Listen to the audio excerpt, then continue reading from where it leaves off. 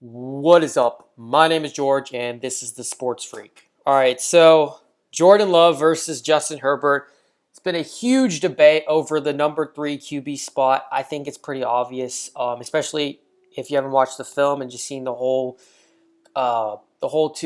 careers of Tua Tagovailoa and Joe Burrow. They're the clear one and two, or however where you want to put them, one or two. But they two are like in a tier one, and then Jordan Love, Justin Herbert is the consensus like tier two, I guess you could say. But there's this big debate going on right now about now Jordan Love being taken before Justin Herbert, which I think if you'd asked anyone like literally a week or two ago, you would have been like, yo, bro, you're crazy. Why would you take Jordan Love over Justin Herbert? Justin Herbert, he had a great season.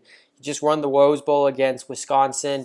He had 32 touchdowns to 6 interceptions, 3,471 yards. I mean, the senior, he got better and better from his freshman year all the way to his senior year. Like how could you take Jordan Love over him? And Jordan Love, he led the country in interceptions this year. Yes, not all the interceptions were his fault, but still, he led the. It says something when you lead the country in interceptions, and these aren't something that will just be there that one season. They carry on to the next year in the NFL. Just look at Sam Darnold. Sam Darnold, what did he do? He turned over the ball, especially he turned over the ball a lot throughout his career, but especially his final season in college at USC. He turned over the ball numerous times. And what does it look like in the NFL? He turns over the ball a lot. Same with Jameis Winston, his redshirt sophomore year.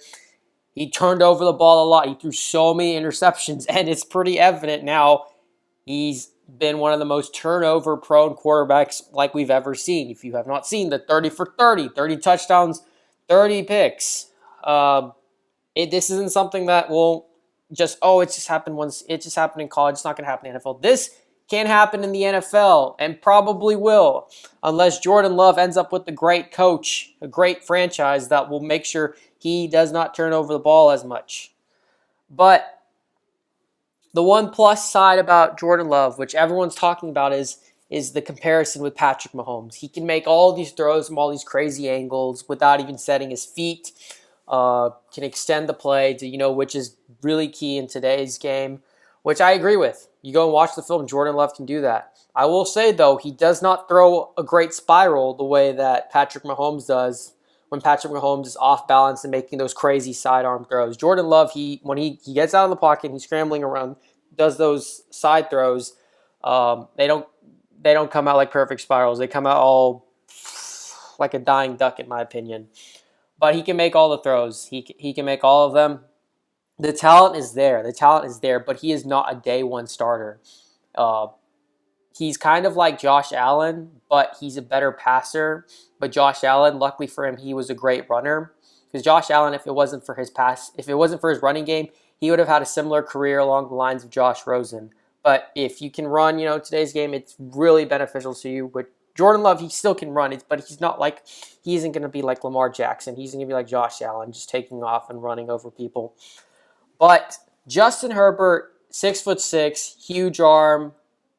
As I said, four-year starters debate, because his freshman year, I think he didn't start, but then he came in and became the starter. But basically 4 years, set records at Oregon, did an amazing job. Played in a system that wasn't beneficial for him, but still he had to. It's not I don't know if it's a pro style system yet. I haven't fully studied his the offensive system that they had, but it's along the lines of that. He was successful. He has a big arm, as I said, 6'6", and very athletic. His athleticism is crazy. He is probably the most athletic quarterback in college football this past season. For a 6'6" guy, I feel like Oregon has a habit of bringing really good athletic quarterbacks from Marcus Mariota and now to Justin Herbert. But like Marcus Mariota was an athletic quarterback. He could run. 6'4", he could run. Same with Justin Herbert, 6'6", he can run. And I absolutely love that. Extending plays, moving the ball. As I said before, in today's game, you have to be able to move the ball. You have to be able to move around the pocket. You can't just be a pocket passer quarterback who's just going to just sit there. You can't be like Tom Brady and sit in the pocket like that. You have to be able to move around, extend plays. And Justin Herbert can do that perfectly. The only knock on him, I think a lot of people have said this before, is he's not a big risk taker per se. He likes to the anticipation for a play when the guy gets open. He has to be open for Justin Herbert before he finally lets it go. And then in the NFL, obviously, it's going to be tight windows, which is going to be an issue. But it's all fixable. It's all fixable. And Jordan Love, on the other hand, he is just the opposite of Justin Herbert. Instead of playing it safe with this, he's a gunslinger. He loves to throw the ball all around the field, which can be good and can be an issue because it'll lead to turnovers, as you see the 17 interceptions that he had this season. But last season, he had a great career. He had a great season. My bad, not career, great season. 3,500 yards, 32 touchdowns, 6 interceptions. He was definitely among quarterbacks being saying, yo, this guy, depending on this next season, he is going to be a lock for the first round. But obviously, he had the down season, 20 touchdowns to 17 interceptions. And on top of that, he lost 9 people from that year, including the coaching staff, which is very, that's not help you at all. The offensive system is definitely not going to be the same because you got a new coach coming in. He's going to bring his scheme. He's going to bring what he wants. And your quarterback's got to learn that and do it. So obviously he's not getting helped out as much. But still, on top of that, he is a very one-read guy. I watched his game against Michigan State. I'm not sure if it was last year or this season, but he has this very big problem of locking on to one read. If it's not there, he doesn't know what to do. He stares down the one read, and it's going to cost him in the NFL. But as I said before, all this stuff can be coached out of him, these issues. But Justin Herbert, if you go and watch this film, he goes through his multiple progressions. It's not one read, second read, and then panic. He goes through three or four reads, periodically throughout the game. So he can do that. And that's just neat. That's a prime example of who is more NFL ready, who is the better guy, and that's Justin Herbert. And if you look at the NFL Combine, you watch his throwing. When he was throwing, he was the best out of all of them. Out of Jacob Eason, Jordan Love, Jake Fromm, Jalen Hurts, all of them. Justin Herbert was the best. He was by far the best out of there. I was like, yes, he just announced, I am a top 10 pick right now. I am 100% the number 3 QB behind Joe Burrow and Tua Tagovailoa.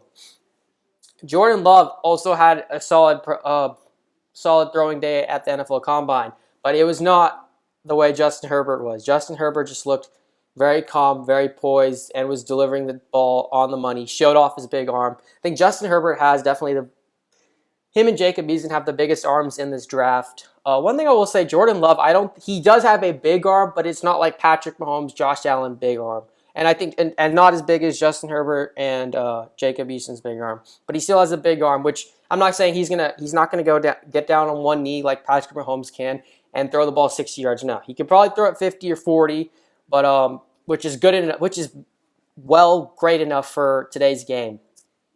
But still, this whole thing about people wanting to take Jordan Love, that's the whole main of this video. Is it's crazy that people think that Jordan Love, they want Jordan Love over Justin Herbert. Justin Herbert can do everything that Jordan Love can, okay? He may not be, the type of guy, just because of the film you see at Oregon, he's not the guy to go around and make all these crazy side throws and do all the Patrick Mahomes stuff that Jordan Love can do. I still don't even think Jordan Love, even if he goes to the New England Patriots, gets to sit under Tom Brady or whoever and learns and becomes the best that he can be, I don't think he'll still be anywhere near that Patrick Mahomes is.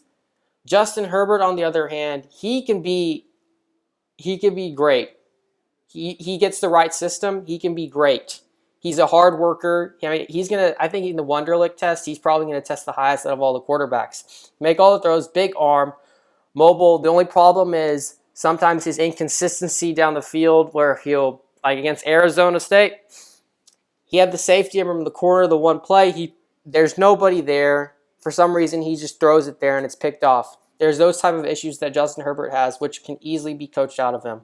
And he had 4 years of solid productivity at the University of Oregon.